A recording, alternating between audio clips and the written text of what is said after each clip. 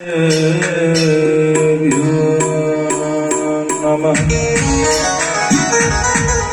श्रीमातृपितृचरण कमलेभ्यो नमः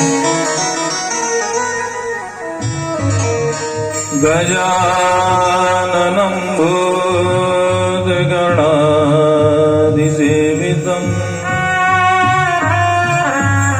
कपितजम्बो फलचारुभक्षणम्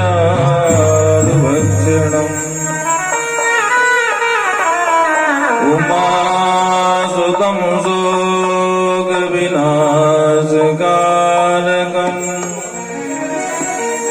नमामि विघ्नेश्वरपादपङ्कजम् वागीसाध्या सुमनसः सर्वासानामुपक्रमे यं नत्वा कृत्यकृत्यास्यु तं नमामि गजाननम् सर्वमङ्गलमाङ्गल्ये शिवे सर्वार्थसाधिके शरण्ये त्र्यम्बिके गौरी नारायणी नमोस्तुते। किशोरं युगलं वन्दे वृन्दावनविहारणम् कालात्मानं निकुञ्जस्थ सर्वविघ्नहरे गौरश्यामकृपासाध्यं कोटिकन्दर्पसुन्दरम् सखीसहस्रसेव्यं नमामि श्रीजगद्गुरुम्।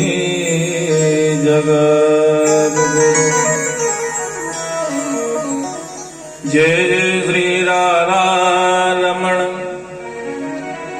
जय जय नवल किशोर जय गोपी चित्तचूर प्रभु जय जय माँ कर्णचूर। सब द्वारन को छाणिक मैं आयो तेरे द्वार हे विश्वान की लाडली निक मेरी ओर निहार। लाख बार हरि हरि कहो एक बार हरिदास अति प्रसन्न श्री लाडली सदा विपिन कुवार। श्री राधे मेरी माँ तू है पिता मेरे घनश्याम इन दोनों के चरणन में मेरो बारंबार प्रणाम। इन दोनों के चरणन में मेरो कोटि कोटि प्रणाम। बोली वृंदावन बिहारी लाल की भागवत भगवान की जय जय श्री राधे।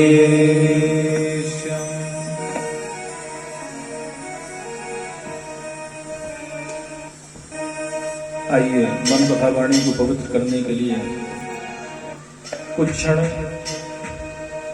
भगवान नाम संकीर्तन बड़े भाव से। जय राधे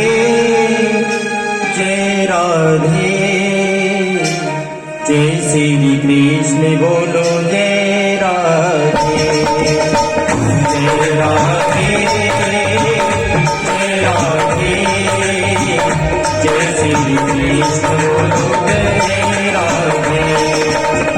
जय राधे जय राधे कृष्ण बोलो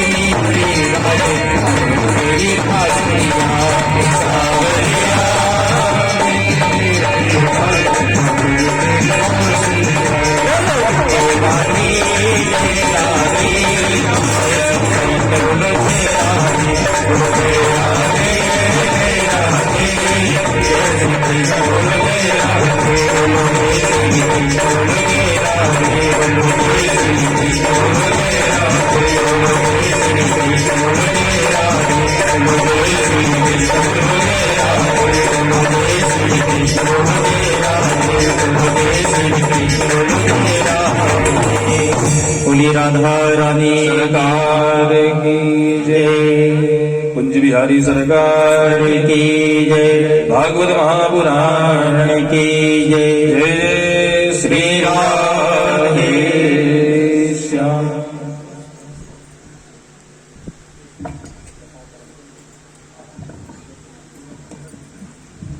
परम मंगलमय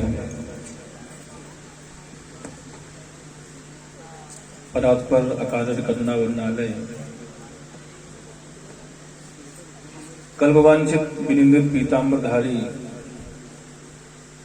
नंदनंदन यशोदा नंदन देवकी नंदन वसुदेव नंदन श्री बालकृष्ण लाल की वांगमयी प्रतिमूर्ति श्रीमद् भागवत सप्ताह ज्ञान यज्ञ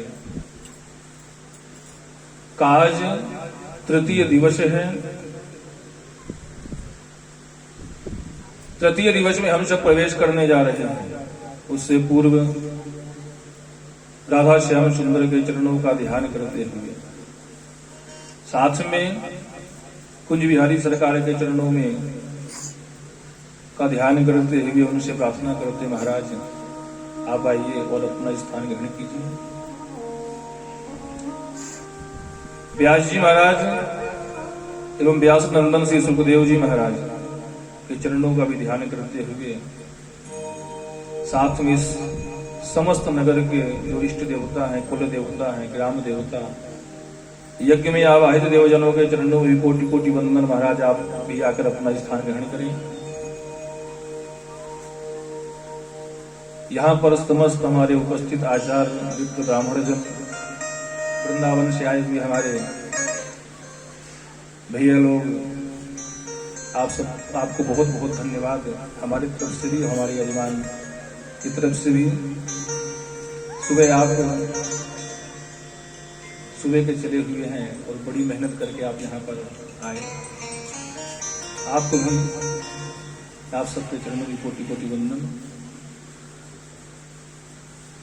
साथ में हमारे जो परीक्षित हैं, मुकुल वशिष्ठ जी, धर्मपत्नी एवं यहाँ पर उपस्थित समस्त भगवत प्रेमी जन, मातृशक्ति, आप सबको इस व्यास मंच से जय श्री राधे, जय श्री कृष्ण, राधे राधे।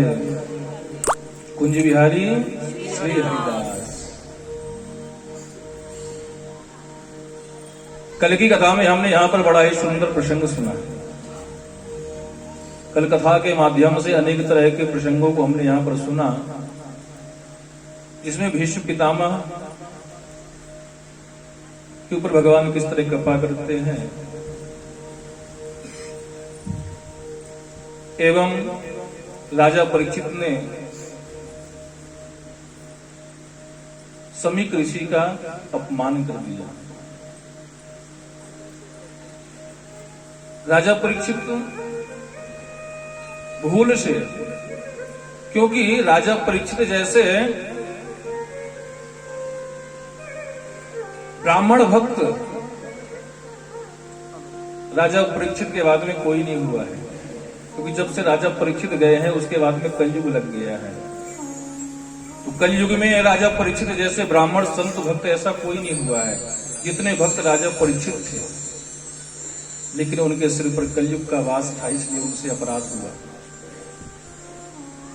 यहां पर कहते हैं अगर आपको भगवत भक्ति करना है ना, तो भगवत भक्ति करने से पहले आपको ब्राह्मण भक्ति और संत भक्ति आपको करना पड़ेगा।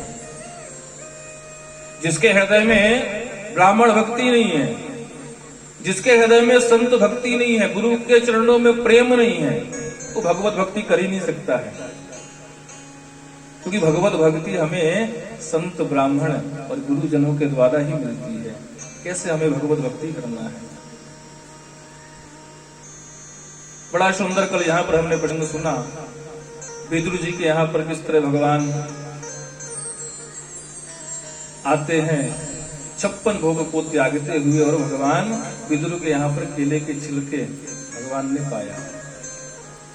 भगवान कहते हैं भाव का भूखा हूं मैं, भाव ही एक सार है, भाव से मुझको बहे, भव से बेड़ा पार है। भाव बिन कुछ भी जो देवे मैं कभी लेता नहीं, भाव से एक फूल दे वो भी मुझे स्वीकार है। भाव से, प्रेम से अगर आप मेरे को एक तुलसी दल भी अर्पण करते हैं उससे मैं प्रसन्न हो जाता हूं। और बिना भाव के आप 56 भोग अगर मुझे अर्पण करते हैं मैं उसके तरफ देखता भी नहीं हूं। दुर्योधन के यहां पर 56 भोगों को त्याग दिया और विदुर जी के घर में आकर भगवान ने केले के छिलके पाए। तो भगवान भाव के होते हैं, भगवान प्रेम के होते हैं। ये सारी कलकथाएं हमने यहां पर श्रवण की। आगे वर्णन आता है जब भगवान ने विदुर जी के ऊपर कृपा किया, भगवान द्वारकापुरी चले गए, विदुर जी महाराज यात्रा में निकल गए और वहां पर उद्धव जी से मिलन हुआ। 4 मिले 64 खिले 20 रहे कर जोर, हरिजन से हरिजन मिले फूल के साथ करूं। उद्धव जी का और विदुर जी का जब मिलन होता है, 4 मिले, 2 नेत्र विदुर जी के और 2 नेत्र उद्धव जी के, 4 मिले 64 खिले 20 रहे कर जोर। और हरिजन, हरि के भक्त से हरि का भक्त का जब मिलन होता, शरीर के जितने रोए हैं वो प्रफुल्लित हो जाते हैं। विदुर जी उद्धव जी का जब मिलन हुआ, दोनों बड़े आनंदित हैं।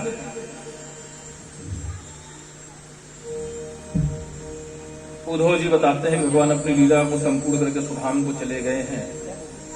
विदुर जी आप कितने धन्य हैं। कहते हैं कि जब हम भगवान से प्रार्थना करते हैं कि जब हमारा अंत समय आए तो हमारे मुख में भगवान का नाम आए, परंतु विदुर जी आप तो कितने धन्य हैं। भगवान जब अपनी लीला को संपूर्ण करके सुधाम जा रहे थे उस समय उनके मुख में आपका नाम था।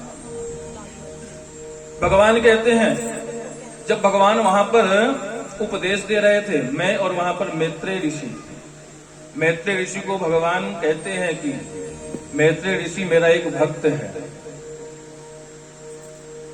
जिसने मुझे बहुत कुछ दिया, परंतु आज तक मैंने उसे कुछ नहीं दिया है। कितने भक्त हैं। भक्त लेना देना करते हैं, भक्त और भगवान में एक रिश्ता होता है। भक्त अगर कुछ देता तो उसके बदले भगवान भी देते हैं। भगवान कहते हैं विदुर जी ऐसे हमारे भक्त हैं जिन्होंने उन्होंने मुझे बहुत कुछ दिया, परंतु आज तक मैंने उन्हें कुछ नहीं दिया है। तो ये मेरा जो उपदेश है, यह उपदेश आप जाकर विदुर जी को सुनाना। तो महाराज भगवान आपकी याद कर रहे थे, आप जाइए मैत्रेय ऋषि के पास में और मैं बद्रिका आश्रम में जाकर भगवान का ध्यान करता हूं। विदुर जी चले, मैत्रेय ऋषि से मिलन हुआ। मैत्रेय ऋषि से प्रश्न करते बोले महाराज भगवान अपनी सृष्टि का विस्तार कैसे करते हैं। तब मैत्रेय ऋषि कहते हैं कि भगवान नारायण के नाभि कमल से ब्रह्मा की उत्पत्ति होती है। ब्रह्मा जी ने सृष्टि का विस्तार करना चाहा। सबसे प्रथम सनत कुमार, सनक सनंदन सनातन सनत कुमार ऋषि प्रकट करते हैं। उनको आदेश दिया जाओ सृष्टि का विस्तार करो। ऋषि कहते नहीं महाराज हम तो केवल भगवान का भजन करेंगे, हम सृष्टि विस्तार में आपका सहयोग नहीं दे सकते हैं। ब्रह्मा जी क्रोध आ गया, जाओ तुम बालक ही रहो। बोले महाराज बहुत अच्छा। बाल अवस्था में भगवान का भजन करने में अलग ही आनंद आता है। तो महाराज हमारे को बाल अवस्था का आपने श्राप दिया है, बहुत अच्छी बात है। अगर किसी से कहा जाए ना चलो भगवान का भजन कर लो, चलो वहां पर कथा चल रही है, बोले अभी हमारी कथा सुनने की आयु नहीं हुई है, भगवान का भजन करने की हमारी आयु नहीं है। जितना आनंद बाल अवस्था में आता है उतना आनंद हमें वृद्धावस्था में भजन कीर्तन यात्रा में नहीं आता है, क्योंकि वृद्ध होते तो अनेक तरह की व्याधि हमारे शरीर में उत्पन्न हो जाती है। हम ध्यान करते हैं, ध्यान में हमारा मन नहीं लगता है। जितनी संपत्ति हमको, जितनी माया हमको वृद्धावस्था में घेरती है, उतनी हमको बाल अवस्था में माया नहीं घेरती है, जबकि कितना उल्टा हम करते हैं। हमें चाहिए कि जब हम युवा हैं तो हमें संपत्ति इकट्ठा करना है, परंतु युवा होते ही हम संपत्ति को उड़ाते हैं, खर्चा करते हैं। लेकिन जैसे जैसे वृद्धावस्था आती वैसे वैसे हम सब संपत्ति को जोड़ने लगते हैं। हमें चाहिए कि जब वृद्धावस्था आए तो वृद्धावस्था में हमें सब कुछ त्याग कर भगवान का ध्यान करना चाहिए, परंतु हम कितना उल्टा कर रहे हैं।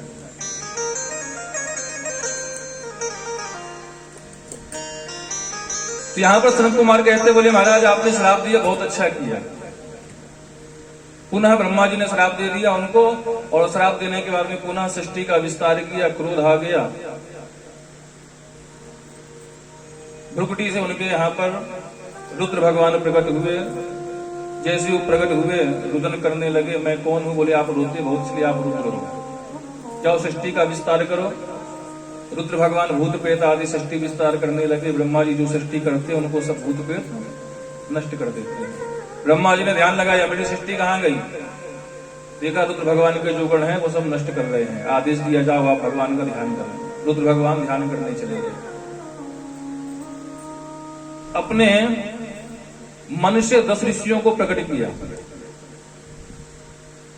मारीच, अत्रि, अंगिरा आदि ऋषियों को, नारद जी को इन्होंने मन से प्रकट किया। ये संकल्प सृष्टि है ब्रह्मा जी की। वाणी से सरस्वती को प्रकट किया।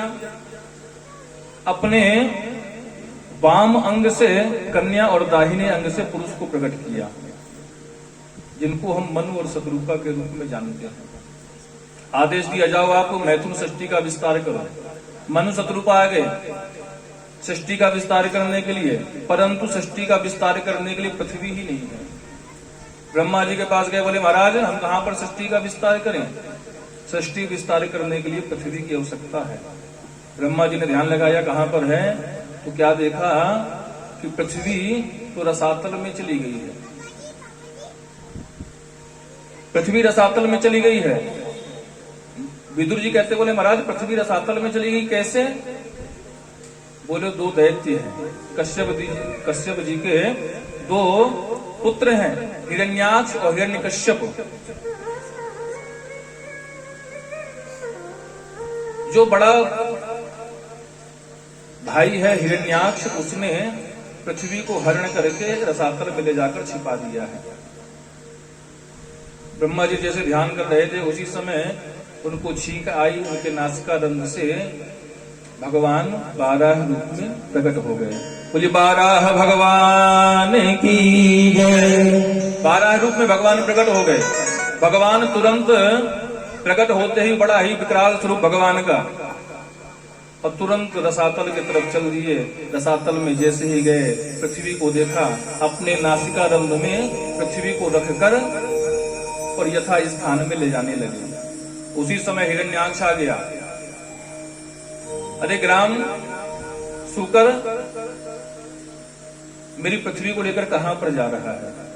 भगवान को गाली देना प्रारंभ कर दिया, लेकिन भगवान सुन नहीं रहे हैं। भगवान पृथ्वी को यथा स्थान में रखते हैं।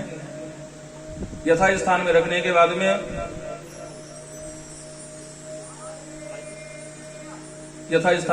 बाद में हिरण्याक्ष के साथ में भगवान का युद्ध होता है। भगवान एक मुष्टिका का प्रहार करते हैं, और उस मुष्टिका के प्रहार से हिरण्याक्ष का राम नाम सत्य हो जाता है। देवता बड़ी सुंदर स्तुति करते हैं। सुखदेव जी महाराज कहते हैं कि राजन, ये जो हिरण्याक्ष हिरण्यकश्यप है ना, ये कोई साधारण व्यक्ति नहीं है, ये स्वयं भगवान नारायण के पार्षद हैं, जय और विजय। और इन्होंने सनकादिक ऋषियों का अपमान किया, इस कारण से इनको दैत्य योनि मिली। स्वामी तुलसीदास जी महाराज भी बताते हैं चौपाई के माध्यम से। द्वार पाल हरि के प्रिय दो, हरि के प्रिय दो, द्वार पाल हरि के द्वारपाल हरि के प्रिय दो जय आरूपी जय जान सबको जय और विजय जाने सबको श्राप ते दोनों भाई श्रापते दोनों भाई तामस असुर देह दिन पाई तामस असुर देह के पाई वार पाल हरि के प्रिय पाल हरि के प्रिय ये भगवान नारायण के द्वारपाल हैं, जय और विजय।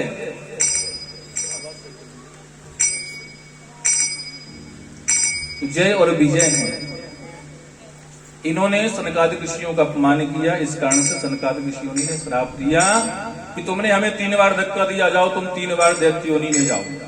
भगवान को जैसे पता चला, भगवान से रहा नहीं गया, भगवान प्रकट हो गया, हमारा क्षमा करो, मेरे भक्त हैं, मेरे द्वारपाल हैं, इन्होंने आपका अपमान किया है, मतलब मुझसे आपका अपराध हुआ है, आपने इन्हें दंड दिया, बहुत अच्छा किया, परंतु महाराज मेरे सेवक हैं, मेरे आदेश के कारण इन्होंने अपराध किया है, तो महाराज इनका उद्धार करने के लिए आपने इन्हें 3 बार दैत्य योनि में जाने को कहा है, मैं 4 बार जाकर इनका उद्धार करूंगा। और भगवान 4 बार जाकर इनका उद्धार करते हैं। पहले जन्म में हिरण्याक्ष और हिरण्यकश्यप होते हैं, भगवान 12 रूप लेते हैं और 12 रूप लेकर हिरण्याक्ष का उद्धार करते हैं। हिरण्यकश्यप भगवान नरसिंह अवतार लेते हैं और नरसिंह अवतार लेकर भगवान उनका उद्धार करते हैं। त्रेता में रावण और कुंभकर्ण के रूप में इनका जन्म हुआ। भगवान मर्यादा पुरुषोत्तम श्री राम के रूप में जाते हैं और इनका कल्याण करते हैं। द्वापर में शिशुपाल और दंतवक्त्र के रूप में इनका जन्म हुआ। हमारे कन्हैया द्वापर में अवतार लेते हैं, उनका उद्धार करते हैं। तो बोले महाराज कश्यप जी की संतान है, यही जो जय विजय है कश्यप जी के यहाँ पर इनका जन्म हुआ था। और जन्म कैसे हुआ? एक बार की बात है, कश्यप जी संध्या काल में भगवान का ध्यान कर रहे थे। उसी समय कश्यप जी की 13 पत्नी है, दिति, अदिति, तनु, काष्ठा आदि, सुरसा आदि है कश्यप जी की 13 पत्नियां हैं। जो अदिति है वो देव माता है, जो दिति है वो दैत्य माता है। कश्यप जी संध्या वंदन कर रहे थे, उसी समय दिति आ गई और उनके मन में काम वासना प्रकट हुआ। कश्यप जी से प्रार्थना करने लगी, महाराज मेरी मनोकामना पूर्ण कीजिए। कश्यप जी समझाते हैं, देवी इस समय संध्या का समय है, गोधूली बेला है, इस समय रति क्रीड़ा नहीं की जा सकती है। इस समय भगवान शिव अपने गणों के साथ में भ्रमण करते हैं। जब दिति नहीं मानती है तब भगवान की इच्छा समझकर कश्यप जी उनकी मन की इच्छा की पूर्ति करते हैं। और जब उनकी मन की इच्छा की पूर्ति होती है तब कश्यप जी कहते हैं, देवी आपकी मन की इच्छा की पूर्ति तो हो गई, परंतु आपसे बहुत बड़ा अपराध हो गया है। इस समय आपकी मनोकामना की इच्छा की पूर्ति करने से आपके गर्भ से 2 दुष्ट दैत्य प्रकट होंगे। कहते हैं संध्या काल में कुछ कार्य है जो नहीं करना चाहिए। संध्या काले तु संप्राप्ते चतुष्कर्माणि वर्जये आहारम मैथुनम निद्रा स्वाध्यायम तु विशेषतः। संध्या काल में हमें आहार भोजन नहीं करना चाहिए। बोले महाराज भोजन करने से क्या होता है? आहारो जायते व्याधि। संध्या काल में भोजन करने से हमारे शरीर में व्याधि उत्पन्न होती है, रोग उत्पन्न होता है। इसलिए हमें संध्या काल में, संध्या काल कहते हैं जब दोनों समय आपस में दोनों समय का मिलन होता है, उसको संध्या काल कहते हैं। जिस समय हम अपने घर में ज्योत बत्ती करते हैं, उस समय को संध्या काल कहते हैं। उस समय में भोजन नहीं करना चाहिए। भोजन करने से व्याधि उत्पन्न होती, रोग उत्पन्न होता है। आहारो जायते व्याधि क्रूर गर्भस्य मैथुने। मैथुन नहीं करना चाहिए। मैथुन करने से दुष्ट संतति उत्पन्न होती है।